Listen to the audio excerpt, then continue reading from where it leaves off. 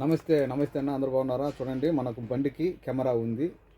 ఏమన్నా back side camera, 2 కెమెరాలు. ఇక్కడ ఒక కెమెరా వస్తుంది చూడండి, ఇక్కడ ఒక కెమెరా, తర్వాత ఇందులో ఒక కెమెరా. ఇది మనం పైన బార్డర్లో తీసుకొని పోయి బండిలో వెనుక పక్క పెట్టుకునేదానికి ఇది. సరేనా?